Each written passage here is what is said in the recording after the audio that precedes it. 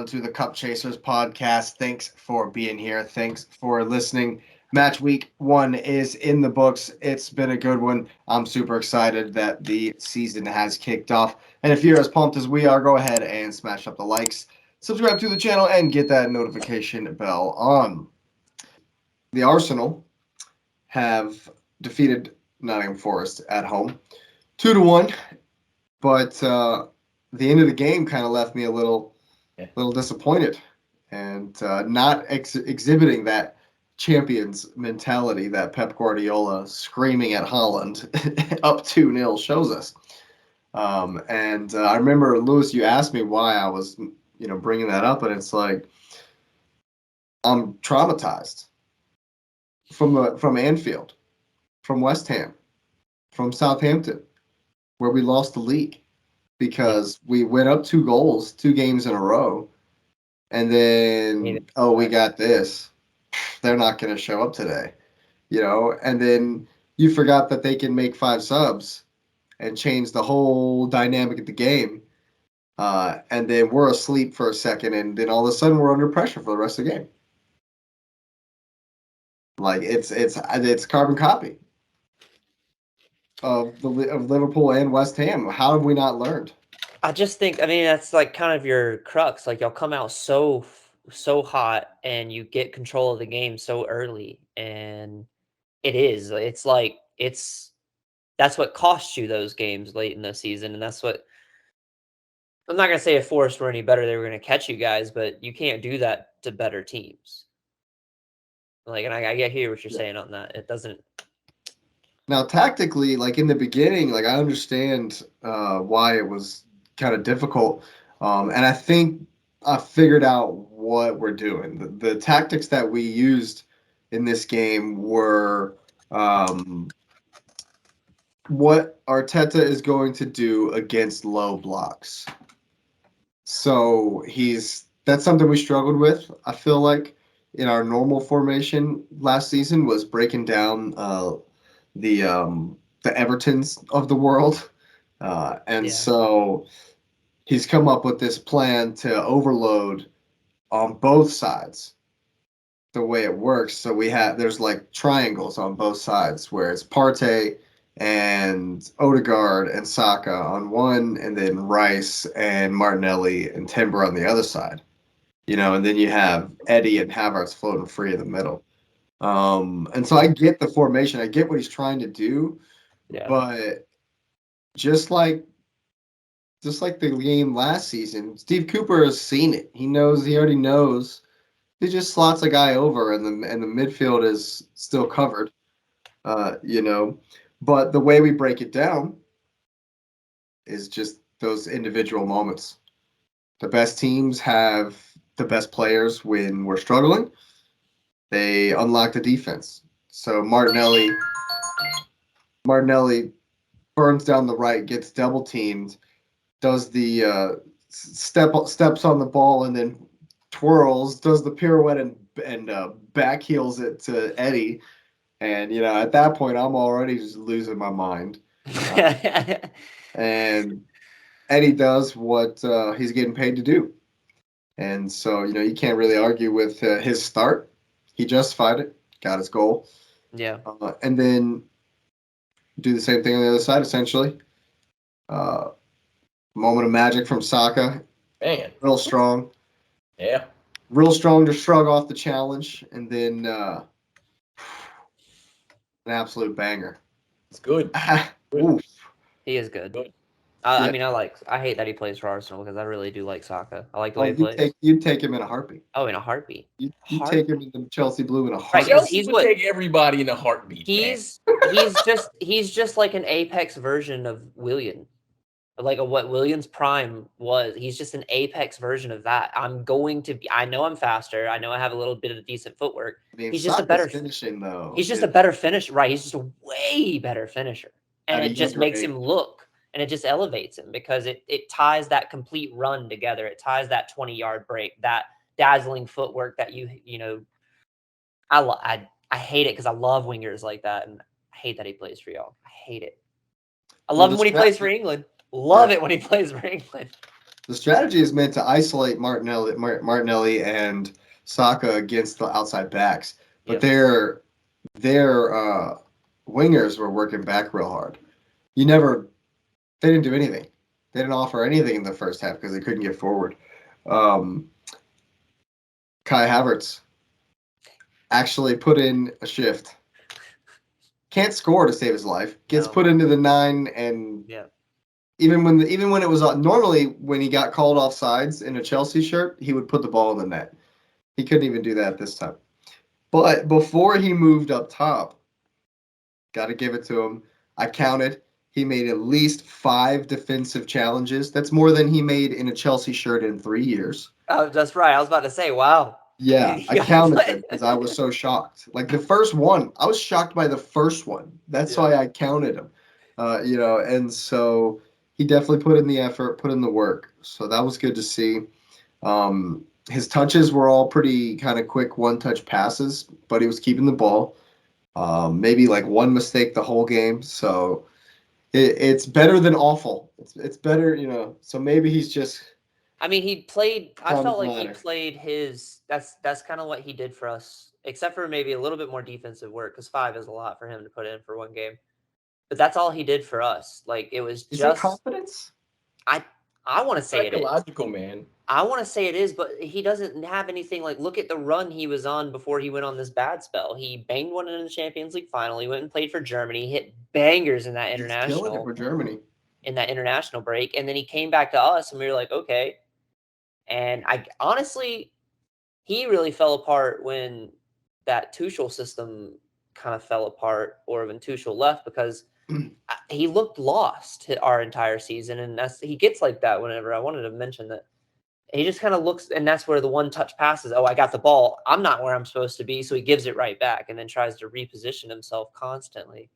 I didn't think he played a bad game, but I never really thought he played other than his finishing, he never really played a bad game for us.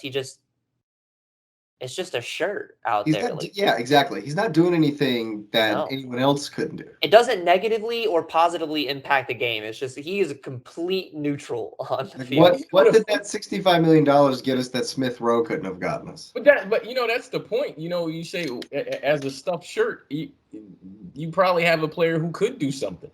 Smith Rowe, he can finish. And so at that point, it's actually a negative because now you're kind of a man down, right? Because if he's not doing anything defensively and he's not getting you anything offensively, he can hold the ball pretty well on those one. Like he'll get the ball, he can hold it. Like not a lot of people peel the ball away from. But he's coming so deep. He's coming so deep in our system. And he did the same thing for us, so he's useless. I hear what you're saying, Lewis. Though, like I think Smith Rowe. I think $60 million should have been saved, and Smith Rowe could do that job. But Arteta and Smith Rowe seem like they have have an issue or something, man. Arteta just has his guys, I feel like. Yeah, well, Smith Rowe was hurt while Arteta was building his guys, and now he's kind of like on the outlining bubble of that core. Well, Jake, you mentioned something about the winning mentality. I think a part of the issue there, and I mean, it's funny because while I'm not a neutral in this case because I support the team, I do like to see what Arsenal's doing, but a lot of the issues they have is a manager thing, man. I mean, Arteta's good, but there's no way that you consistently. I mean, we all know if you play ball, 2-0 is the most dangerous lead to have. It is. It's the most dangerous. You're gonna give one. So the difference is that it's consistent with you all. Like when you get up 2-0, it's either you got to go get that third, or you're playing panicked, and something happens where you just get really comfortable, and that's a manager thing because that's a mentality thing that it's within the team. And so if you look at that, you're like, well, it got to be him. It has to be because there's only one consistent, right? Like there's different players, different moving parts. It's the manager. And the funny thing about it is that, I mean, what's interesting is people said this, they're saying this about Arsenal. They're like, yeah, well, they're the chasers. And I'm like, the funny thing is nobody wants to give City credit for wherever they've been and are. So people expect them to fall off. They're waiting for that. They're waiting for the fall off. Whereas Arsenal is a historic team, and rightfully so. They have a lot of history. And so people are waiting for them to ascend and take that spot, which creates more pressure. And because Arteta was a part of a team that was a part of some of that history, And then he was with the other team that was winning. He's like, people are looking like, hey, man, you got the pedigree. What's going on? So there's an added pressure there that I think if he's not saying it, his actions are kind of leading towards that. Because Yeah. I've seen games where you guys kill people. When you get a chance to kill him, you'll kill him. But it's the game where you got up 2-0 and because the soccer, and I think it's also the style. Like the soccer goal was so good. It was literally like, that's it. And then it literally peeled back. And it was weird because I'm trying to think through my mind when Timber got injured, which I swear was non-contact. Because soon as he was gone, it was gone. Like the game was over. And all of a sudden you all didn't know how to do I'm like, this one player that's new couldn't have had that much effect. I mean, he did because he's a really good player, but I'm like, man, what is going That's on? a huge blow. Yeah, man, because It is. it's a couple big. months, right? Not a couple. A lot. Well, Like, they didn't say he tore his ACL. I know it was an ACL injury. oh, it's several. Like Oh, January, several. God dang, man. Yeah, it's bad. That's worse than Christopher and It's oh way my bad. gosh. It's don't expect to see him. Just forget about him. It's because he's not gonna be back for a long time. Time for Tierney, baby. It's Kieran Tierney's time to shine. What did you saw the news, right? Because I sent that to you. They were just saying if Arsenal doesn't keep Tierney, they're gonna go for Cancelo, which Please God, no. Please keep. which is funny because you would expect City to not want to sell in the league, but I would low key be okay with that. I think because Cancelo is it's such an a Agent cancer. Georgie It's like situation. Lukaku. It's like Lukaku. Anybody who offers us money, we'll sell him to you. Dude, it's an Agent Georgie situation. Pep's gonna send a worm, an absolute Grima worm tongue into our midst. João he's not a Cancelo is gonna defender. come in to disrupt the locker room. He's not a And defender at all. he's not. He should not be on the team. That's all. That's what I'm gonna say. I hope we keep Kieran Tierney. Yeah. But I will say this. I have a sinking suspicion, and there's plenty of evidence to back it up. Gabriel didn't play this game. 73 straight Premier League games, and Gabriel did not play in this game, or I did not start this game. Right. That's point A. Point B, we dropped all the cups last season. We just we weren't serious about the Tin Pot Cup, the FA Cup, or the Europa League. Wasn't serious. And this other formation that we're trying out is my other evidence for my suspicion that Arteta constantly has the length of the season on his mind. He has the fact that we're going to be in Champions League on his mind. The fact that he doesn't want us to be tired. And again, this is just a suspicion, to say that he's okay trying to manage the game instead of steamrolling everyone. Like win.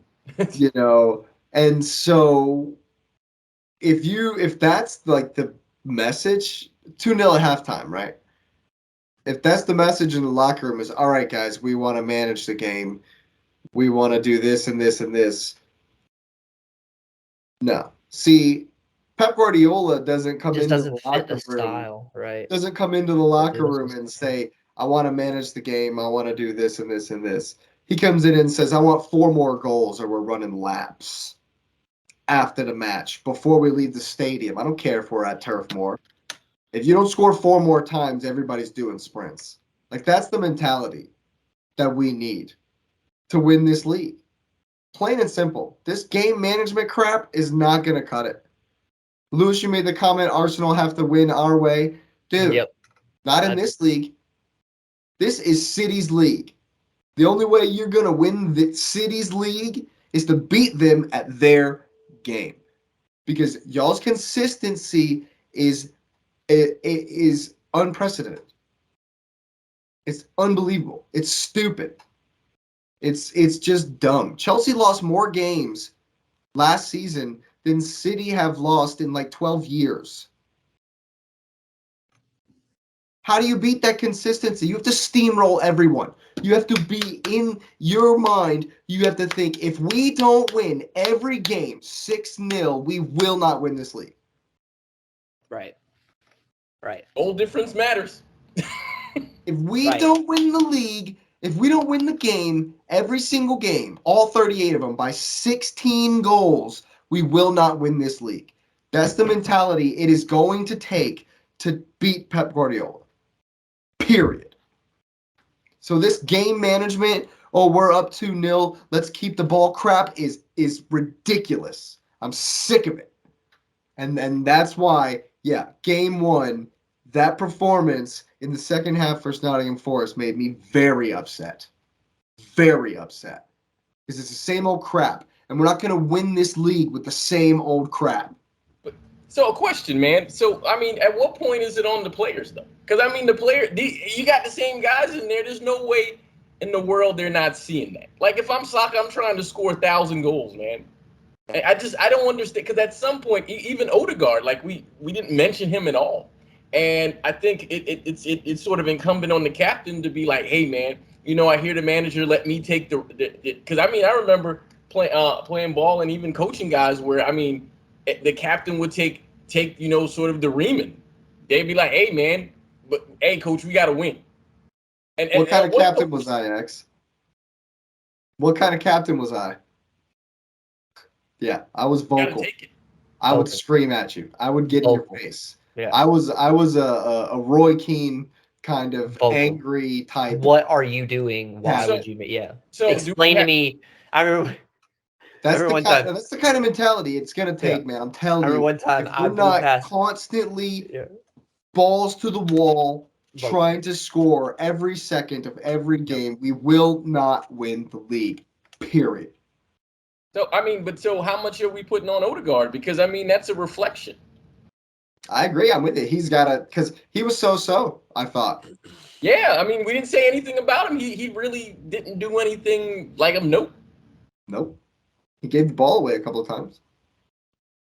And the funny thing is that I know City plays Newcastle this week, and I know we're not talking about them, but it's just there are teams that have raised their level, and they are like, we are gonna beat you in the face. Yeah. No exactly. mercy. That's a perfect example, Villa's best player go down. Oh, Villa and are they in trouble. smelled. They didn't care. We're gonna smash. It was a really good game. Yeah, That until happened. things go Newcastle down, they're like, smelled blood in the what? water. Yeah, exactly. Blood in the water. Blood Just in went the on water. a frenzy. Floodgates. My man was literally talking to the manager while Mings was getting things, and he's getting explained to. And Newcastle's like, yeah, he has no idea what he It's has coming. no idea It's what coming. he's doing. Exactly. That's the mentality. Right. That's But the I mean, mentality.